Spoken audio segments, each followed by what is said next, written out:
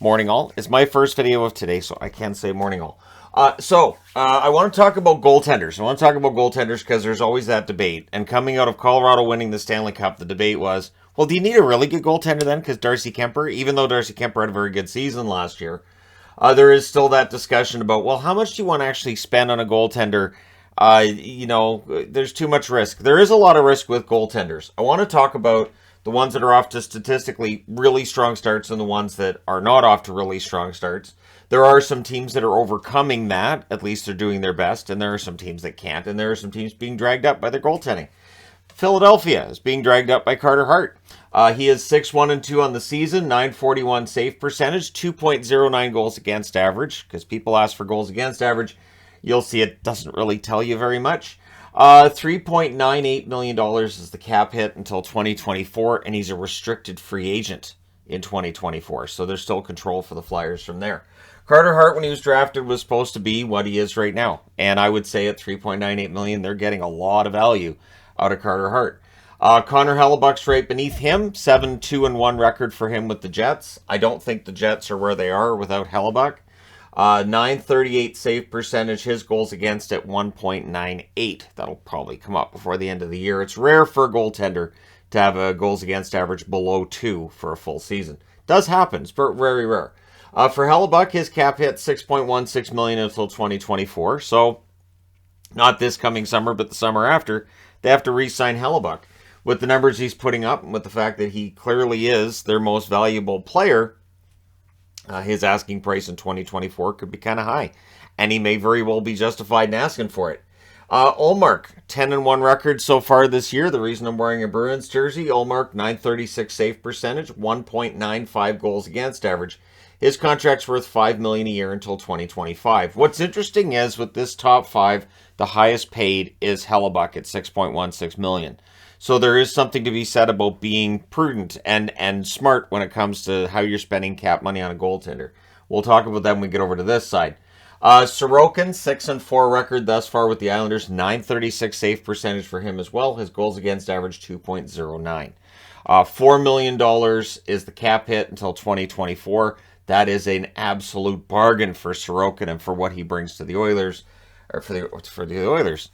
Orange and blue. I always get it's one of those things. I see the Islanders logo and it's orange and blue, and so there you go. But yeah, we'll get to the Oilers goaltending. But Sorokin for the Islanders has been absolutely excellent. $4 million until 2024 is good. Ottinger also making $4 million until 2024, although he is a restricted free agent in 2024. His record so far is 5-2, 931 save percentage. That came down with his performance last night. 1.90 goals against average. So for Ottinger, he signs a contract that turns out to be pretty team friendly, although considering the sample size that they had, I think it was a decent, generous offer from the team. It's a contract that works for both parties, is what I'm trying to say. And for Dallas, their goaltending has been important. Then we get to 5 that are underperforming, starting with Eric Comrie. Now with Comrie, Buffalo signing him, it was only $1.8 million until 2024. So they were not expecting the second coming of Carey Price, anything like that. They're basically stocking the net, and Comrie had a good year for Winnipeg. He's 4-6 for Buffalo, 885 save percentage, 3.62 goals against. What we may be seeing with Comrie is very similar to what we saw with Carter Hutton when he went to Buffalo, that, yeah, he had a good season here, but he's probably not an everyday starter, right? And that does happen. But the problem is, of course, if you're Buffalo, you're looking for a respectable season and to start climbing out of the bottom of the division, and now they've started losing again. Blackwood, 4-2 record for New Jersey. Now, Blackwood, to me, I'm trying to make sure they're starters on the board. Blackwood, you could argue at this point, might have been usurped by Vanacek.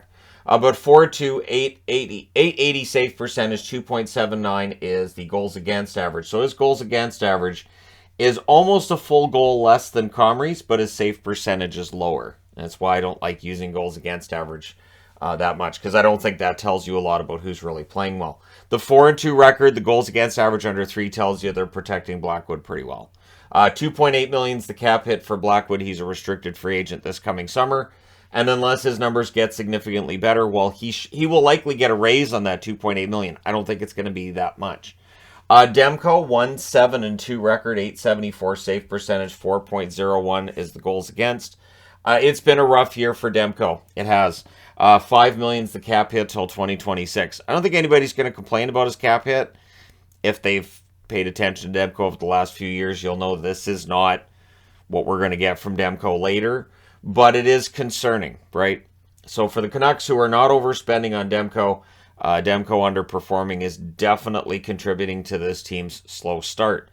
It's not about blaming the goaltender. It's basically a statement that he's not part of a solution at this point. He is also struggling along with the defense in front of him, which I think also tells the story of Jack Campbell. Jack Campbell has a 6-4 record despite only having an 873 save percentage, meaning the Oilers have bailed him out regularly. His goals against, 4.27 goals against per game. He signed for $5 million until 2027. And that contract does look like it's one that has some issues to it, right? The thing is, it's a $5 million cap hit. The cap's going to go up. It could go up by $4 million next year. They might be finding an easier time trading that contract once this season's over. Like, it's a tough contract, not going to lie. The thing with Campbell, of course, was before last year in Toronto, he had never really been a starter in the NHL. He'd been a good backup for the LA Kings. Prior to that, he was just buried in the Dallas system. He was never going to develop in Dallas. So Campbell, is he overpaid? Maybe. Sure. You can, but I mean, you get your contract based on the numbers you put up. And for the Oilers, they believed that Campbell, the numbers he put up last year, he'd be able to replicate this year. It just hasn't happened.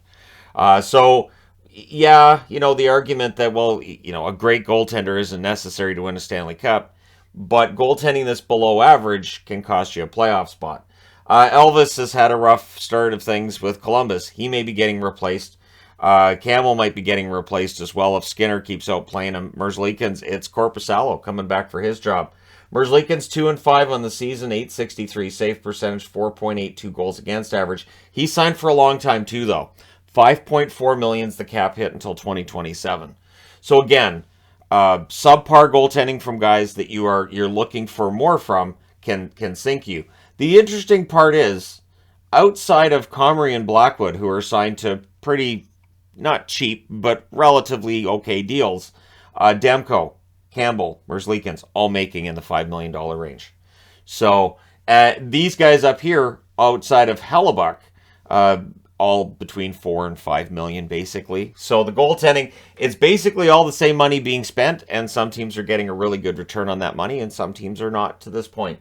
And then we look at the most expensive goaltenders who are not on this side of the board. Bobrovsky at $10 million a year. There's been talk about Florida wanting to trade that contract for, at least a year now. And it hasn't happened. Teams don't have the cap space for that. Florida would have to eat some of that money. And there's a lot of logistics with that Florida may not want to eat a lot of money out of that. Vasilevsky at $9.5 million. I think we can all agree Vasilevsky's worth $9.5 million a year, correct? Correct. He's worth $9.5 million a year. Arguably, I would say, has proven himself to still be the best goaltender in the league. Shesterkin's plays dropped off a little bit, not a lot. Don't worry, Rangers fans. I'm not saying he's not good or anything, and not great, because he is. But yeah, I think Vasilevsky's been good this year. Not fantastic either. It is interesting that these guys are not on this side of the board. Shesterkin, I would have thought, would have been in the top 5 in save percentage. Gibson, it's been a rough time for him in Anaheim. He makes $6.4 million a year. At least that's the cap hit. With Gibson, there's always been rumors about whether or not he might want out, whether or not the Ducks might look to trade him. There's never been anything really behind it that I've known of. So with Gibson at $6.4 million, I don't know if he would necessarily fix anything with a team that's not doing particularly well. His numbers have been not fantastic to start the season, and we can have that argument about whether or not it's the defense in front of him that causes that, which we can have about some of these goaltenders as well, but it is what it is. For Toronto, Murray at $6.25 million is the cap hit. That's expensive. And it was an expensive contract when Ottawa signed it. He gets that contract in part because of the 2 Stanley Cup rings in Pittsburgh and a belief that, hey, maybe he can solidify your goaltending. So Toronto picks him up based on a relatively small sample size last year from Ottawa. But, hey, at least they pulled some stats out and said, hey, this is what we're banking on. So we'll see if Murray can come back, get healthy, and make it so he's worth that $6.25 million. Bennington at $6 million. Binnington's $6 million deal. If not for that Stanley Cup, it probably would be less. But when you've won a Stanley Cup, you've earned that extra money. We've discussed St. Louis and their issues. Binnington's not going anywhere. We know this. And for St. Louis, when Binnington's numbers get better, St. Louis will get better as well. And again, that may very well be a reflection on the defense. I think St. Louis is better than what we've seen from them thus far. Mark Sherman, Calgary, $6 million. Last year, it's a bargain. This year, he hasn't played as well. So again, with goaltenders, it is wildly unpredictable. And that might be why the $4 to $5 million is far more palatable for a general manager than $10 million or in that region anyways. Grubauer at $5.9 million. This is one of those contracts that gets signed that we look back on and say, well, now. So this year it's Jack Campbell with the Oilers, but last year it's Grubauer with Seattle. And right now with Seattle, Martin Jones has been fantastic. I think they have an interesting dilemma when Grubauer's ready to come back and play regularly, and then Drieger should be healthy by springtime, towards the end of the season, but still, it would leave him with 3 goaltenders. And I think Jones has played well enough to keep his job. Jonathan Quick, $5.8 million. That contract's almost up. How many times did we hear over the years that Quick's contract was a problem and the Kings were looking to trade it? It never happened. Now, we would all be very surprised if Jonathan Quick doesn't retire as a member of the LA Kings. I also wouldn't be surprised if he gives them a discount on the next contract, because I don't think he's going to retire anytime soon either. Shesterkin, $5.67 million is the cap hit for him. And Shesterkin's been good, very good. Not at the same level he was last year, but he can get back there. Shesterkin makes highlight reel saves every game, just not at the same rate so far this year as he did last year. And then there's Darcy Kemper, $5.25 million. And I think he gave the Capitals a good deal on that contract, and I think he's probably quite happy with the money he makes there too. It's a contract that benefits both. Now, right now, is Kemper in the top 5? No, but has he been playing well? Absolutely. He was very good last night against Tampa, and he's been solid for them. I think that gamble in net has worked out okay. Even though the Capitals are below the playoff line, I don't think we can look and say, well, it's because of Kemper and Lindgren. I don't think that it is. I think Kemper and Lindgren have been quite good. Lindgren, honestly, was a stroke of genius on their part because they get him for cheap, and I think he's provided them solid backup goaltending. And then you get into team save percentages. So if we want to discuss, well, how much does good goaltending help? The Flyers lead the league at .928. That tells you how much the save percentage can help your team out. They are above the playoff line, and there's a lot of how did they get here? And the answer is goaltending. Boston at .927. How do you get bailed out when Calgary's the better team the other night? Well, you have Ullmark in net, and he bails you out. The Golden Knights, .925. They were expected to have mediocre goaltending. Their goaltending's been excellent, and they're at the top of the league. The Jets, .925. I've talked about Hellebuck. Of course, .938 says save percentage. Riddick has not been as good. That's not a surprise to anybody. We'll see if Riddick's numbers come up. Might bring up the Jets' numbers as a result. The Islanders at .922. We know their goaltending is excellent. That's the way it is every year. The Avalanche at .916. So Colorado, despite the appearance that their goaltending isn't very good or they just get average goaltending, that's not entirely accurate. While it's not the same as the Flyers, they've had really good goaltending from Georgiev thus far this year. A little bit less so from Francouz, but Francouz has had a small sample size. We'll see if he can bring his numbers up. The Stars at $912. Now, that takes a bit of a hit with last night's game, but the Stars have had very good goaltending. When Ottinger was hurt, Wedgwood stepped in. It's easy to mix those two up, too, especially when they played it. They were both Devils. It was so weird. Wedgwood. Got to have a goaltender's name's got to have Wood in it. You shut up, Miles Wood. Anyways, for the Stars, Wedgwood played very well while Ottinger was hurt. And then you got the Blackhawks at a .911 save percentage. Chicago's being kept in the race, in part because their goaltending's been pretty good.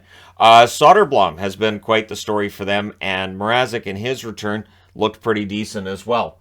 The Capitals, .908. The Canadiens, .908 for the Capitals. They're getting good goaltending at this point. For the Canadiens, the goaltending has been part of the reason that they're still in the hunt for a playoff spot right now. And then you get into the ones that are below that number, that magic number. 900 is basically, anything above 900 is considered okay, although average in the NHL is 906. But you get into these numbers, and these are the reasons some of these teams are where they're at. The Predators, 892. They have not had the goaltending from Saros that was expected thus far this year. You almost have Saros on this board because his cap hits $5 million. The Kings, 890. That save percentage dragged down by Peterson. His slow start. He also makes $5 million a year. That contract looks a little shaky at this point. I would think they would make an offer straight up to the Oilers and say, hey, we'll take Campbell off your hands. Here's Peterson. I'm just kidding. I have no idea if that would work for either team on any level. The Sharks are at an 890 save percentage. When the goaltending's good, it's pretty good. Reimer can be pretty good, but again, on average, their defense has had issues, and the 890 save percentage. Yeah, that sounds about right. The Sabres at 899. If they miss the playoffs because of goaltending and defensive numbers, that's going to hurt. Their offense has been pretty good, but the goals against, the save percentage just hurt you there. The Sens, 889 for them. The Senators' goaltending has let them down to this point. And I say that in spite of being a Forsberg fan. But those big saves, those highlight reel saves that you need, they're not getting them as often as they need them. The Ducks, 887. I've talked about the Ducks goaltending with Gibson. Stolarz has been pretty good, but his 901 save percentage still below the league average. The Flames, 883. We're not expected to be near the bottom of the league. The Flames are supposed to have one of the best goaltending tandems in the league, and thus far this year, that's not been the case. So while we talk about the scoring and the issues they've had without Gaudreau and without Tkachuk, there's also the issues in net, the issues defensively, which are not helped by the fact that half the Flames' defense is out. The Blues, 880 save percentage. Just overall, the Blues numbers have been ugly, so why would the save percentage be any different? It is going to turn around, I do believe, with the Blues. It should turn around for the Flames as well, but we shall see. The Canucks, 876. I talked about Demko. He's at an 874, meaning it gets dragged up by Spencer Martin, who has a 900 save percentage. And yeah, it's been a rough start for Vancouver. I have a feeling no matter what chart I made, if I had a statistical best, statistical worst, whether I was talking about forwards, defense, goaltending, I think the Canucks would end up in the bottom 5 in all of it. Although goal scoring, they're okay. Columbus also has an 876 save percentage. So both Vancouver and Columbus tied for the worst save percentages in the league, and it is big part of the reason that both teams have underperformed to this point. But let me know your thoughts. What is the value of a goaltender? Do you need that really good goaltender, or do you not? We don't have a lot in the way of Vezina Trophy winners amongst the top 5 here. Hellebuck's won it before, and that's it. Sorokin might have got hosed last year. Maybe this year he ends up getting more votes. Ullmark's a bit of a surprise in the top 3. And Carter Hart's finally playing as he was expected to before he reached the NHL. So let me know your thoughts. Which goaltender do you think is the best in the league kind of thing for this season? Which one do you think would win the Vezina if it was voted on right now? And why is it Carter Hart or Connor Hellebuck? Let me know your thoughts. Don't forget to hit like and subscribe. If you're browsing your way through, you just happened upon this video. Thank you guys so much for watching, for all your support. I will talk to you again soon.